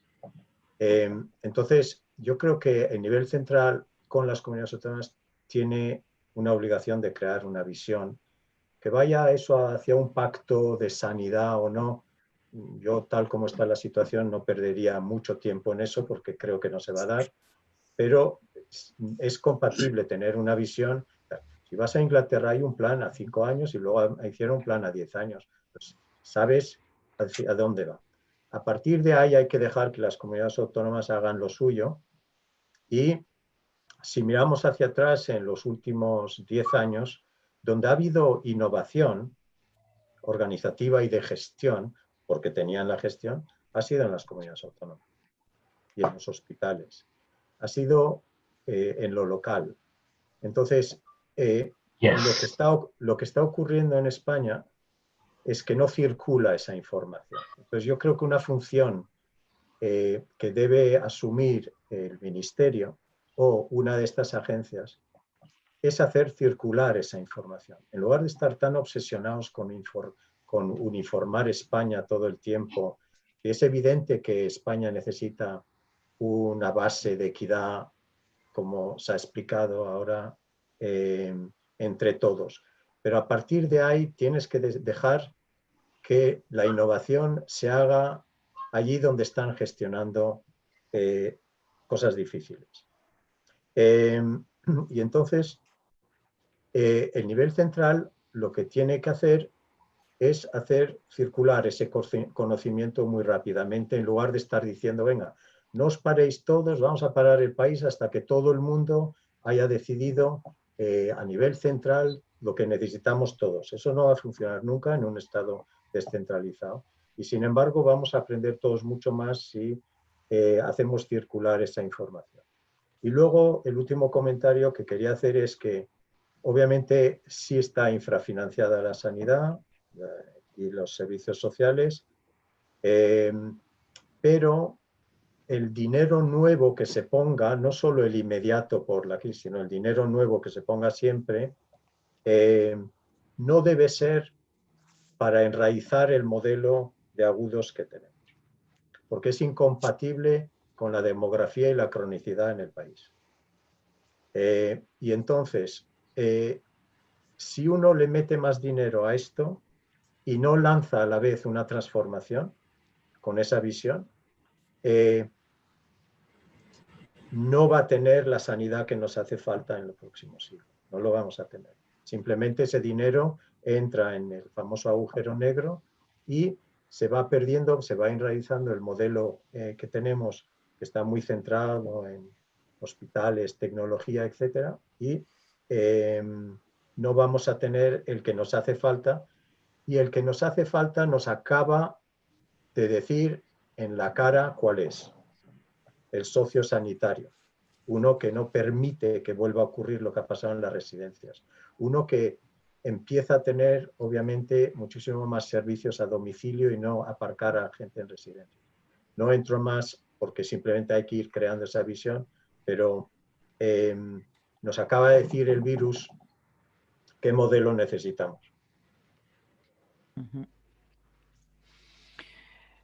Pues muy bien, bueno, hasta aquí el tercer bloque. No sé si queréis añadir algo más. Alberto, Eva, Rafa. Yo aprovecharía la ocasión que tenemos a la compañera Carme Valls, de Federalistas de Esquerra. No sé si querría tomar la palabra porque le he visto que ha seguido bueno, ya lo tomó con mucho interés el debate el coloquio y le he visto que estaba siguiendo con mucho interés. No sé si, Carme, querrías decir algo. Buenas tardes. Hola, buenas tardes. ¿Me oís? Sí, te oímos perfectamente. ¡Ay, qué bien! El primer trozo, Lourdes, perdona, pero a ti no te he podido oír, pero todo lo demás sí, o sea que, en primer lugar, encantada de estar aquí, encantada de todo lo que he escuchado, me ha hecho pensar mucho y nos tiene que hacer pensar mucho, y Y dentro de las reflexiones que estábamos haciendo, creo que hay un tema que ha salido al principio. Me ha gustado mucho la intervención de Eva cuando hacías toda la situación comparada, porque no entendía nada del papel de Canadá en este momento. ¿Qué estaba haciendo Canadá? No sabía que habían dimitido todos, bueno, que el Estado había desaparecido y que se lo habían hecho entre las provincias. Porque Canadá, a mí me había parecido que al principio era un ejemplo de lo que creo que nos ha faltado más en España para el momento agudo, que ha sido el desmantelamiento de las agencias de salud pública, que lo ha dicho muy bien Rafa Infante, ¿no? Y como no teníamos, porque un Estado federal no quiere decir que lo haya de descentralizar todo.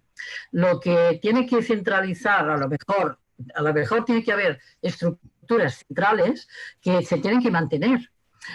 Las agencias de salud pública de Canadá tenían una característica que me parece que también ha citado ahora. Por ejemplo, no estaban en Ottawa, no, rotaban por todas las regiones de Canadá. O sea, la Agencia de Salud Pública de Canadá estaba 2 años en Vancouver y 2 años en Quebec y 2 años en Toronto. Pero para enterarse de los problemas que tenía cada zona. Por lo tanto, a mí me habían parecido que eran geniales en este aspecto, porque eran capaces de ver la diversidad de los problemas que se encontraban. Aquí en España, al estar desmantelado, yo aún no sé cómo se lo ha podido hacer Salvador Illa para coger la centralización al mismo tiempo que intentaba gobernar, eso era la filigrana. Punto 1. Hay estructuras de seguridad que se han de pensar bien y algunas se va a que tú decías, no, a mí me están bien las competencias. A mí las competencias me están bien, pero las competencias se han de ejercer en un Estado federal en forma de gobierno compartido. Y eso es lo que ha fallado también del Consejo Interterritorial. Un Consejo Interterritorial ha de entrenarse a ser gobierno compartido. Si es gobierno compartido, quizás será menos desleal. Desde luego, si tenemos la gente de PP y Vox en medio, eso es otra virguería. Pero creo que en el Consejo Interterritorial que tuviéramos entreno de gobierno compartido nos hubiera ido bien y en el futuro creo que también lo podremos hacer. En el futuro nuestra propuesta como federalistas tendría que ser, bueno, pues hagamos, y por eso estoy de acuerdo con Rafa Infante cuando dice una agencia estatal de salud pública, claro que sí, sí, porque una agencia estatal también se coordina con las agencias concretas. Y luego os he de decir, aquí en Cataluña la Agencia de Salud Pública estaba desmantelada no solo por el gobierno central cuando hizo las rebajas, sino que es que el gobierno además quitó todo el dinero. O sea que aquí no teníamos una agencia, teníamos una en Barcelona buena, pero la de Catalana, fatal, y así ha ido dando bandazos y un señor que se llamaba Oriol Mitjà quería ser más epidemiólogo que los otros y todos querían, así estamos, que yo creo que incluso el contagio de muertos en parte debe venir de Cataluña, pero aquí está todo el mundo con la boca cerrada y no lo dice. Entonces, como federalistas, creo que la gestión no ha sido no ha sido buena porque no estábamos en un Estado federal y no teníamos ningún entreno de gobierno compartido, pero a la larga el esqueleto está puesto y en este momento la transición nos ha dado algunas luces y sombras, porque hay las sombras de la deslealtad y eso ningún Estado federal lo puede hacer. Por lo tanto, yo de acuerdo en las propuestas que estamos diciendo aquí. Evidentemente que la financiación siempre ha sido mala desde el momento en que incluso la inversión, no sé, estoy de acuerdo, Eva, no se habló de inversión del Estado. La sanidad no es un costo, es una inversión y ahora creo que se verá más. Y por último decir que como el tema es global en el sentido mundial, que el virus no tiene fronteras. Por cierto, que os mandaré artículos que escribo, quizá el del virus no tiene fronteras, no sé si te lo mandé, Lourdes, pero lo he escrito. El virus no tiene fronteras, por tanto, a la larga, porque este virus y otros que pueden venir, necesitarán un gobierno mundial federal. Y eso ya es ciencia ficción, ¿eh? Pero o las Naciones Unidas hacen realmente de gobierno mundial, o eso es igual, somos ocupas en un mundo de bacterias, ¿eh? O sea, los seres humanos somos unos ocupas y podemos desaparecer. Y podemos desaparecer. Como no nos organicemos, ganarán las bacterias y los virus. Los virus no los necesitan, las bacterias no. O sea, los virus para sobrevivir necesitan cuerpos. Las bacterias irán solas, ya eran y pueden volver a ser. Bueno, solo digo porque creo que a la larga hay un movimiento federalista mundial que siempre intenta hacer en las Naciones Unidas, y yo lo comparto, algo para que para que las Naciones Unidas no fueran el veto de 4 países a todo, sino que pudiéramos estructurar algo.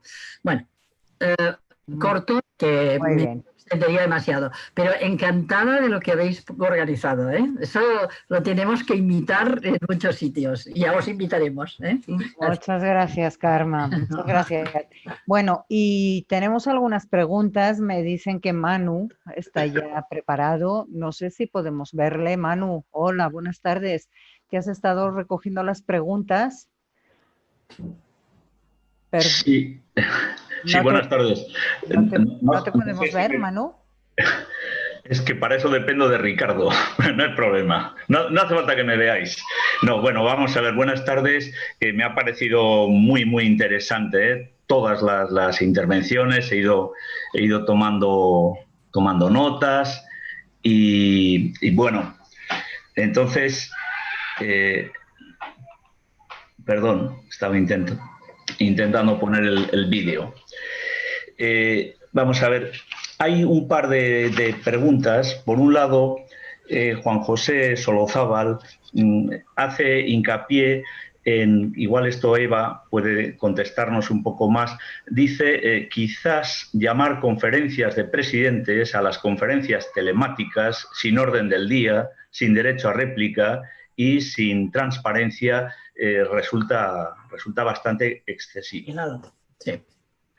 Esta es la opinión de Juan José Solozábal y tal. Por eso la pregunta, como es una cuestión de conferencias de presidentes, pues creo que igual iba. Y después otro asistente al coloquio, Julián, creo que es Julián Pérez, dice, bueno, no vamos a aprender.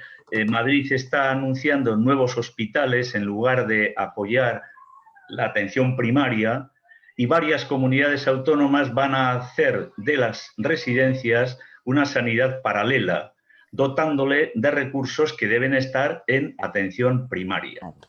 Pues bueno, son dos cosas distintas y me callo, de momento. Bien, bueno, pues Eva. A eso. Sí. A ver, uno de los elementos más difíciles de aceptar para quienes tenemos una cultura federal es que el federalismo implica dos cosas que generan una tensión intrínseca, es decir, que tiene que haber solidaridad y elementos comunes, pero que hay que aceptar las diferencias. Siempre y cuando sean diferencias que para el conjunto no vulneren aquello que se considera indeseable. Es decir, que no pongan en riesgo los principios básicos de equidad, por eso yo mencionaba lo de la inclusión de esa reforma constitucional, de los que el conjunto de la sociedad se dota a través de los poderes públicos y de los órganos de deliberación, como son los parlamentos, a través de las leyes, ¿no? Entonces, esto hay que admitirlo. Eva lo señalaba antes, con algunas diferencias de prestaciones entre unas comunidades y otras. Hay que admitirlo a condición de que no se haga trampa, de que no se sea desleal, es decir, de que no se financien cosas o se desfinancien cosas que se consideran básicas o no se financien cosas que no son básicas y luego se pida dinero para las básicas. Y esto exige muchísima transparencia en materia de financiación y gasto, sin la cual no es posible saber si hay trampa o no. Esto nos plantea un reto muy serio en el modelo de financiación de la sanidad, que forma parte del conjunto del modelo de financiación de las comunidades autónomas. Porque mientras haya opacidad en las funciones de la transferencia que se hace en términos de caja común del gasto social, no se puede determinar con claridad si hay trampa o no hay trampa. Claro. Yo no digo que se finalice el gasto de sanidad. Lo que sí pido es que se transparente el flujo, que es otra cosa. Porque si no, yo no sabré nunca si la comunidad X está desfinanciando gasto en sanidad para dedicarlo, pongamos por caso, a un fin legítimo, educación, porque ese año tienen un determinado problema que necesitan financiar. Y a continuación, reclamando al gobierno central más gasto, más transferencia, porque la sanidad es deficitaria. Y a este juego se ha jugado desde 2002-2003 en España. Y si no lo decimos, haremos un flaco servicio a las concepciones federales del Estado. Porque indirectamente contribuiremos, al no señalar esto, a la perpetuación del agravio comparativo como elemento político básico de relación entre las comunidades autónomas y otras, y entre las comunidades autónomas y el gobierno central. Este era mi comentario. Rafa, ¿quieres...? No. Vamos, Estoy de acuerdo con lo que ha dicho. Eva. Perfecto. Lo que ha dicho Rafa Infante, estoy de acuerdo. Rafa Infante es tremendo. Es un pensador. Es una simbiosis. Les has rebautizado a ambos, Karma. A ver, Eva. Bueno, yo cogiendo la palabra a Alberto, es que efectivamente en todo Estado federal es necesario que existan elementos de control y de exigencia de responsabilidad. Esos elementos de control y de exigencia de responsabilidad no pueden funcionar nunca cuando no existe transparencia. Y el sistema de financiación es todo menos transparente en el Estado autonómico. Por tanto, es una de las cuestiones claves que habría que reformar. Luego, respecto a lo que ha comentado Juanjo Solozábal, vamos a ver, una de las principales críticas que yo comparto en la gestión de la crisis en España y sobre todo al comienzo de la gestión de la crisis en España ha sido fallos claros de transparencia y también de unilateralidad en un principio. Pero yo, sin embargo, he visto una evolución claramente positiva en este sentido y creo que hemos pasado de una unilateralidad a una coordinación y aún desde mi punto de vista ha sido un reforzamiento claro de las relaciones intergubernamentales. Dice Juanjo que no tenían capacidad de réplica las comunidades autónomas, algunas demasiado. Hombre, vamos a ver, yo en la prensa he estado leyendo todo lo que han dicho todos los presidentes autonómicos y lo que yo he hecho un poco en falta también es la lealtad, porque un Estado federal para que funcione tiene que funcionar con lealtad y aquí hay unas enormes deslealtades del PP y de Vox, desde luego, pero también de otros. Entonces, es una de las claves. Y con respecto a lo que ha comentado Karma, que me viene muy al pelo, efectivamente, habéis comentado la necesidad de crear una agencia federal.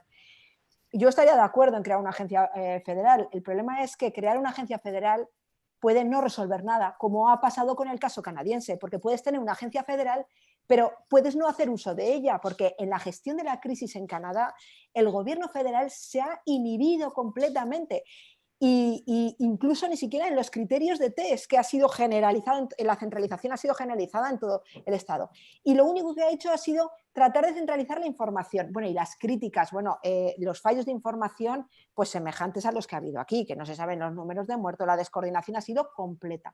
Por tanto, lo que vengo a decir es que el crear el órgano, crear una agencia federal, no nos va a resolver todos los problemas. Y por último, simplemente señalar que creo que para que el federalismo pueda funcionar en un Estado, tiene que ser un federalismo con unas estructuras federales fuertes. Y si no, tiende a la desintegración. Muy bien, muchas gracias. Vamos con... sí, Manu, que sé que tienes... Bueno, no, solo una cosita. Al hilo de lo que decía Eva a propósito de la importancia de la lealtad, ¿no? Antes no he mencionado un mensaje de Daniel López Acuña, un comentario que dice: es un momento en el que hay que cerrar filas y tener una visión de Estado para la mejora de la sanidad española. Sin más, es una visión de Estado y tal, nada más que eso. Perfecto. ¿Tienes alguna otra cuestión, alguna otra pregunta que haya quedado por ahí? Pues creo que no. Bueno, perdón, sí, ahora acabo de ver aquí de Leire Pérez para Rafael Bengoa. ¿España está preparada para gestionar casos importados este verano? ¿Qué debería hacer para que se evite un gran rebrote? Pedir el pasaporte sanitario. Así, Sí. ¿sí? Ya está. Sí. En fin, también hay opiniones de todas formas que dicen que lo Sí. del pasaporte sanitario Yo ahí discrepo, sí. indica cuál es la situación del paciente en ese momento. En ese momento no, en el momento en el que le hicieron el pasaporte, ¿no? Sí, y nada más. Puede contagiarse al día siguiente. Exacto. Pero estamos diciendo que no a una intervención que es parcialmente, digamos, correcta. Estamos diciendo que no a otra intervención, que es que todos tengamos una app para seguir los contactos tecnológicamente con las personas con las que hemos estado. Es decir, que solo estamos usando parte de las herramientas. Y yo creo que lo que uno tiene que hacer es, quizá este verano, o desde luego en otoño, yo creo que lo que es bastante seguro es que no va a haber voluntad política ni social para reconfinarse otra vez. Y por lo tanto, si no va a haber esa voluntad, porque la sociedad no lo va a aceptar, y el ámbito político no se va a arriesgar a otro confinamiento como el que hemos tenido, yo no creo que estamos listos para otoño. Entonces, aparte de ahora a otoño, nos tenemos que poner las pilas y prepararnos. Luego hay que ser muy práctico ahora en relación a este virus. Luego ya veremos cómo se solucionan pues ya el Pacto Nacional de Sanidad o estos temas de desconfianza que hay entre distintos partidos políticos, la falta de unión de unos y otros y el comportamiento que estamos viendo. Y eso ahora yo lo pondría como algo que nos va a distraer en lugar de estar muy focalizados sobre lo que necesitamos estar concentrados. Que no estuvimos concentrados en febrero o marzo, pues ahora la lección es estate concentrado y ponte a trabajar para estar listo para otoño. Sí, Alberto, querías. Que coincido con el mensaje final de Rafa. Yo creo que eso es fundamental, no distraerse. Yo creo que esa no distracción implica necesariamente reforzar salud pública en efectivos y en recursos y en medios tecnológicos, desde las APPS hasta otros medios. Implica mucho reforzar la atención primaria y las capacidades logísticas de manejo de personas enfermas y casos sospechosos en el domicilio y en residencias, de tal manera que evitemos aquello para lo que, por cierto, se decretó el confinamiento, que era el colapso de los hospitales, y que vamos a tener necesariamente que convivir de aquí a que tengamos vacuna, veremos cuándo es, con una situación incómoda, que nos va a exigir atención, esfuerzo permanente a las administraciones autonómicas, al gobierno central, a las administraciones locales, mucho a las administraciones locales, por cierto, y que nos va a exigir un trabajo que ni siquiera se ha empezado a hacer, hasta donde yo lo conozco, puede que me equivoque y me gustaría equivocarme, de atención sanitaria desde el dispositivo de atención primaria a las personas residenciadas. Que eso es lo que de verdad permite lo que en algunos sitios ya se hace, que es que detectamos los brotes antes, tratamos antes a las personas sospechosas y las aislamos pronto y tratamos mejor y más prematuramente a quien desarrolla la enfermedad, con lo cual normalmente ingresarán menos en los hospitales e ingresarán menos graves en los hospitales. Sí ha mejorado, hasta donde a mí me lo cuentan colegas que están en esto en Madrid, en los servicios de medicina interna, la capacidad de tratamiento de las personas hospitalizadas. La letalidad nos ha bajado mucho, no sabemos muy bien si porque efectivamente estamos haciendo mejor lo previo y por tanto ingresan menos graves, y también probablemente también porque les tratamos mejor. Sí, señor. esto de la dexametasona ya se sabe, se viene haciendo en los hospitales de España desde el mes de marzo de manera empírica. Sí, señor. Dosis, momento de administración, puede estar muy mal administrarla antes de la tormenta de citoquinas, muy bien durante la tormenta de citoquinas y es inútil probablemente después. Entonces, todo esto hay que seguir trabajando. Se ha mejorado bastante en el tratamiento del enfermo severo en el hospital. Pero lo que hay que evitar a toda costa es que los hospitales se colapsen y hay que atender a esto de las patologías, porque si no vamos a pagar un peaje muy alto, como muy bien señaló Rafa en una de sus intervenciones el otro día, en otro tipo de enfermedades a las que atendemos tarde y mal. Entonces, todo esto exige seguir trabajando, no pensar solo en las playas e irnos de vacaciones, que es en lo que parece que solo piensan muchos sectores industriales y muchas autoridades locales y autonómicas. En abrir bares, en que vayamos... todo eso está bien, pero si nos olvidamos de la sanidad exterior en los aeropuertos... Por cierto, yo en la Unión Europea, una de las cosas que plantearía es que no haya solo control en destino, que haya control en origen del viaje. Porque si tú haces control aleatorio al embarcar y al salir, las probabilidades de detección son dobles que si solo los haces al salir. Entonces, ahí hace falta armonizar este tipo de cosas en la Unión Europea. Pueden seguir ausentes de este escenario el comisario de Salud Pública y el ECDC. Entonces, hay mucho que hacer todavía en salud pública, mucho que hacer en atención primaria, mucho que hacer en coordinación sociosanitaria y mucho que trabajar también en términos de responsabilidad individual. El último informe que salió en Japón el otro día, que lo visteis probablemente en los medios de comunicación, indica que los principales brotes en el mundo en el último mes los producen personas entre 20 y 30 años, que naturalmente la mayoría de ellos o son asintomáticos o tienen una enfermedad muy leve.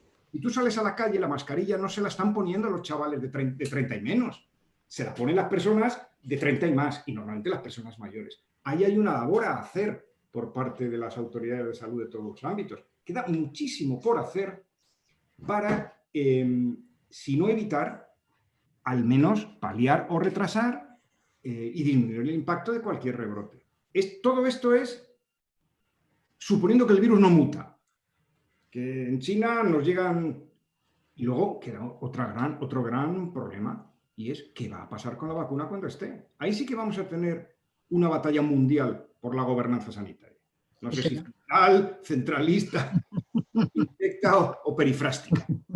Pero ahí les quiero yo ver a los gobiernos del mundo y a la Unión Europea, ¿eh? Porque esta no va a ser pequeña.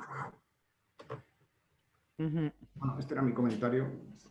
Muy bien. Sí, Eva. Solamente un apunte que daría lugar a otro debate de todas las medidas que habéis comentado. Con la que yo no estoy de acuerdo es con la aplicación. Yo entiendo si no se garantiza que sea anónima, porque haya invasión de los derechos fundamentales sería brutal. Nada más. ¿A qué referías, Eva? ¿A las APPs?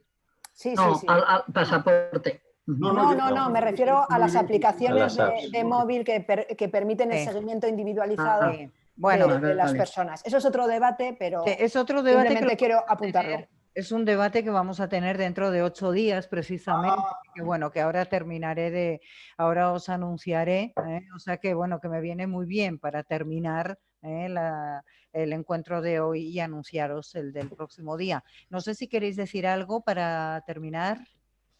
¿No? Sí, os vais a ir todos de vacaciones, pero acordaros que os va a acompañar un virus que no va de vacaciones. Vale. No, solo me disculpo por haber unido Rafa Infante como... No, estamos encantados. Alberto Bengoa. Porque los dos me habéis impactado mucho. Y solo decirte que lo del pasaporte es para el otro debate, que no estoy de acuerdo, porque precisamente el conocimiento que tenemos ahora de este virus, el que sabemos ahora de anticuerpos, no permite ningún pasaporte. Te quedarías parado, Rafa, ahora me parece que eres tú el que lo ha dicho, te quedarías parado de la gente que continúa teniendo anticuerpos de actividad, IgM, y casi no tiene IgG, y esto lo tiene en medio, no podrías hacer ningún pasaporte claro. O sea, no hay inmunidad y no la sabemos en este momento. Si habrá en el futuro, ya lo veremos, pero yo no sé a quién le daría el pasaporte, de todos los análisis que he visto en estos 2 meses. Es increíble, no tiene que ver nada con otros virus. corto y cierro. Muy bien, Karma. Bueno, yo simplemente para terminar quería recordar, eso sí, hace casi un año, no sé si os acordáis, un 23 de junio del año pasado, que, bueno, tuvimos ocasión de encontrarnos en Eibar con motivo del 150 aniversario precisamente del Pacto de Eibar. Y en la declaración que aprobamos para rememorar aquel pacto, decíamos que el sistema de autonomías territoriales que estableció la Constitución de 1978, aún suponiendo un enorme logro histórico, decíamos textualmente, no puede hacernos ignorar sus actuales problemas de funcionamiento, porque tiene importantes cuestiones que afrontar y solucionar si no quiere fracasar. Bueno, pues hemos tenido una buena prueba a lo largo de estos meses.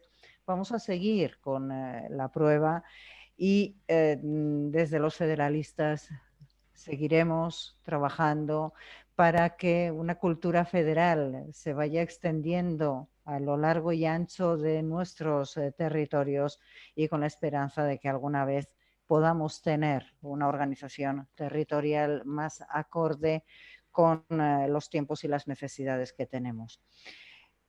Os decía que el tema que ha salido al final del coloquio, el de las apps para rastreos, pasaportes, etcétera, etcétera, será uno de los puntos que vamos a tratar en un coloquio que vamos a tener hoy en 8, a la misma hora y a través de las mismas plataformas, es decir, a través de Zoom y de YouTube, bajo el lema de la respuesta de la Unión Europea ante el COVID-19. Y participarán en este coloquio Enrique Barón, Daniel López Acuña, Sergio Carrera y Eider Gardeazabal. Quedáis todas invitadas al coloquio, por tanto, del próximo jueves. Agradeceros muchísimo a los 3 ponentes, a Karma, que has estado ahí metiéndonos una pequeña cuña, y a todos los que nos habéis seguido a través de los distintos canales, con la esperanza de que nos haya servido para poder, bueno, pues en algunos casos aprender, aclarar cuestiones, en otros para poder reforzar quizá nuestro planteamiento, nuestro pensamiento. Desearos a todos mucha salud y cuidémonos siempre. Ya no se te oye, Lourdes. Hemos perdido, Lourdes. Sí. ¿Ahora? Ahora sí. Sí, ahora. ¿Sí? Ahora. Pues Ahora nada, sí. simplemente os decía, desearos muy buen verano, cuidándonos mucho, haciendo que todos los que se hallen en nuestro entorno también se sigan cuidando, y ojalá consigamos que el eco de nuestro cuidado llegue al máximo número de personas. Rafa, ¿querías tomar la palabra? ¿No? ¿Era eso? No. Pues nada más. Mucho ánimo porque también veo algunas caras así un poquito como de preocupación, un poco alicaídos, no lo sé, quizá también el cansancio porque llevamos ya 2 horas. No, es el virus. Que no. Bueno. Empieza así siempre. Ondo segi guztiok. Laster arte. Ongi izan. Bueno, Gracias. gracias.